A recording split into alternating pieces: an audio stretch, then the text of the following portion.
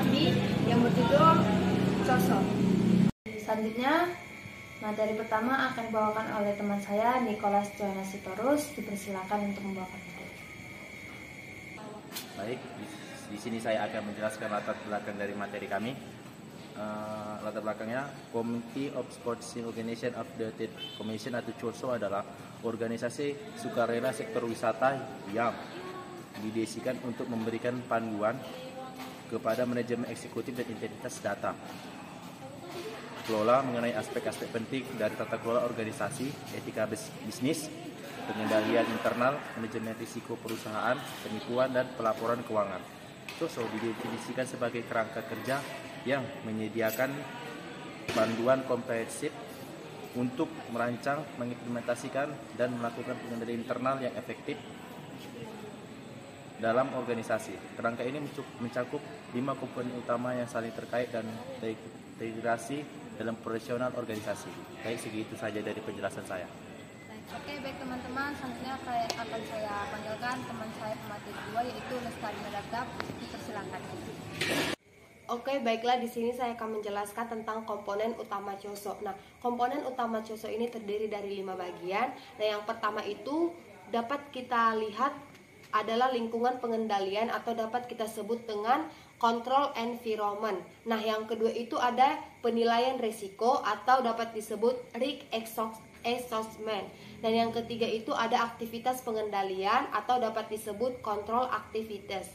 Nah, yang keempat ada informasi dan komunikasi atau dapat disebut juga dengan information and communication. Dan yang terakhir ada pemantauan atau dapat disebut dengan monitoring. Oke, baik, sekian pemateri dari saya kembalikan kepada moderator. Oke, baik teman-teman, selanjutnya saya akan memanggil teman saya sebagai pemateri keempat, yaitu Aruni Fadila Simbolon. Saya persilahkan. Di sini saya akan menjelaskan tentang sejarah COSO.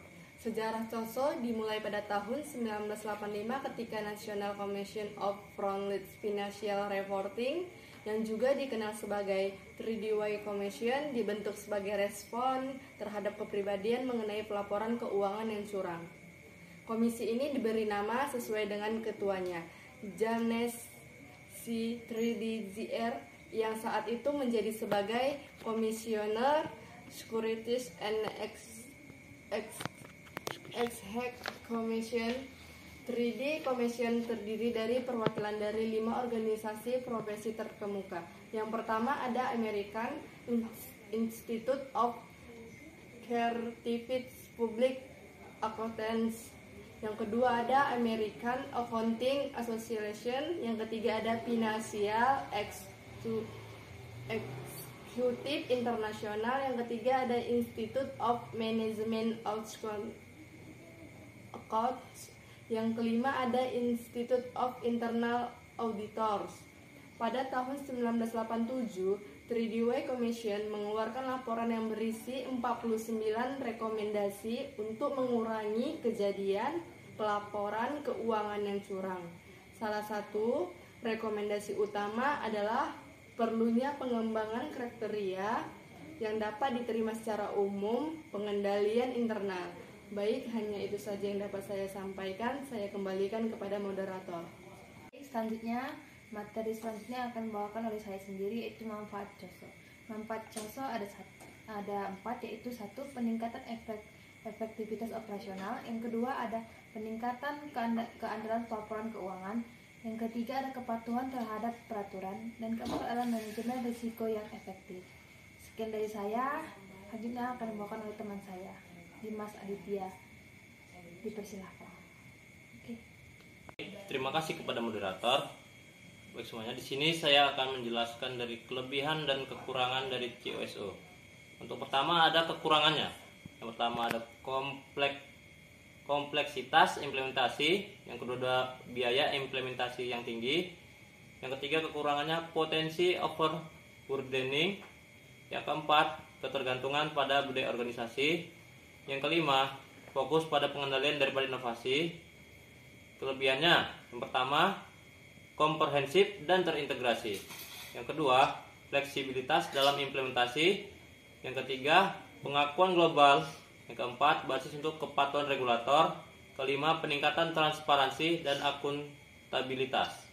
Mungkin itu saja yang saya sampaikan. Saya kembalikan ke moderator. Selanjutnya, materi selanjutnya akan dibawakan oleh teman saya yaitu Milda Nabila. Perkenalkan, nama saya Milda Nabila. Saya akan memaparkan studi kasus COSO. PT Bank Sentral Asia Tbk atau biasa disebut Bank BCA merupakan salah satu bank terbesar di Indonesia yang telah mengimplementasikan kerangka kerja COSO dalam sistem pengendalian internalnya. Implementasi ini dilakukan sebagai respon terhadap persyaratan regulator dan untuk meningkatkan efektivitas manajemen risiko. Adapun latar belakang implementasi BCA mulai mengimplementasikan COSO secara konversif pada tahun 2005 sebagai bagian dari upaya memperkuat tata kelola perusahaan dan memenuhi persyaratan Bank Indonesia mengenai penerapan manajemen risiko yang terintegrasi. Adapun proses implementasinya, yang pertama itu lingkungan pengendalian. BCA memperkuat budaya pengendalian dengan menetapkan kode etik yang jelas, struktur organisasi memadai, dan program pelatihan berkelanjutan untuk seluruh karyawan. Yang kedua itu ada penilaian risiko. Bank mengembangkan sistem penilaian risiko yang konversif untuk mengidentifikasi risiko kredit, risiko operasional, risiko pasar, dan risiko likuiditas. Yang ketiga, ada aktivitas pengendalian. Implementasi berbagai prosedur pengendalian, termasuk sistem otoritasi berlapis, perpisahan tugas, dan pengendalian akses sistem informasi. Yang keempat itu ada informasi dan komunikasi. Pengembangan sistem pelaporan manajemen yang terintegrasi dan saluran komunikasi yang efektif di seluruh organisasi. Yang kelima itu ada pemantauan. Pembentukan fungsi audit internal yang independen dan sistem pemantauan berkelanjutan terhadap efektivitas pengendalian internalnya. Sekian dari saya. Oke, dan terakhir, materi terakhir itu akan dibawakan oleh teman saya yaitu Nur Aini Rambe. Dipersilakan untuk menerangkan materi.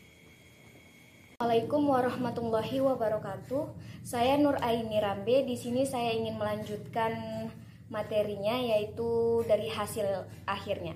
Jadi implementasi COSO di BCA menghasilkan beberapa manfaat signifikasi. Yang pertama itu peningkatan kualitas aset dan penurunan tingkat kredit bermasalah.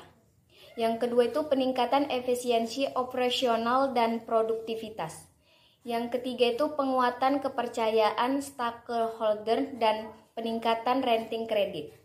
Yang terakhir itu kepatuhan yang konsisten terhadap reguler perbankan.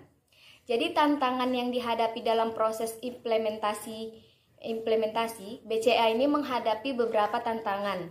Yang pertama itu resistensi perubahan dari sebagian karyawan, inventasi teknologi informasi yang signifikasi, dan kebutuhan pelatihan ekstensif untuk seluruh karyawan. Yang terakhir itu koordinasi implementasi di seluruh cabang dan unit bisnis. Nah, jadi itu ada label 1 itu 20%, label 2 itu 5%, label 3 itu ada 25%, dan label 4 itu 35%, dan label 5 15%. Baiklah, sekian dari saya. Terima kasih. Di sini saya akan menyampaikan kesimpulan dari COSO. Yang pertama, COSO merupakan kerangka kerja pengendalian internal yang komprehensif dan telah diakui secara global. Kerangka ini terdiri dari 5 komponen yang saling terkait: lingkungan pengendalian, penilaian risiko, aktivitas pengendalian, informasi dan komunikasi, serta pemantauan. Yang kedua, sejarah berkembang COSO dimulai dari keprihatinan terhadap skandal keuangan pada tahun 1980-an yang mendorong pembentukan Threadway Commission. Sejak publikasi pertama pada tahun 1992, COSO terus berkembang dan diperbarui untuk mengakomodasi perubahan lingkungan bisnis dan ekspektasi stakeholder. Yang ketiga, implementasi COSO memberikan manfaat signifikan bagi organisasi, termasuk peningkatan efektivitas operasional, keandalan pelaporan keuangan, kepatuhan regulatori, dan manajemen risiko yang efektif. Namun, implementasi CSO juga memiliki kekurangan seperti kompleksitas implementasi, biaya yang tinggi, dan potensi menciptakan birokrasi berlebihan. Mungkin itu saja kesimpulan yang saya sampaikan. Kurang lebih saya mohon maaf, saya kembalikan ke moderator. Sekianlah presentasi dari kami. Apabila ada kekurangan kata, kami mohon maaf. Jika ada pertanyaan, tolong ketik di kolom komentar. Wabillahi taufiq wal hidayah. Wassalamualaikum warahmatullahi wabarakatuh. Salam sejahtera untuk kita semua. Bye-bye.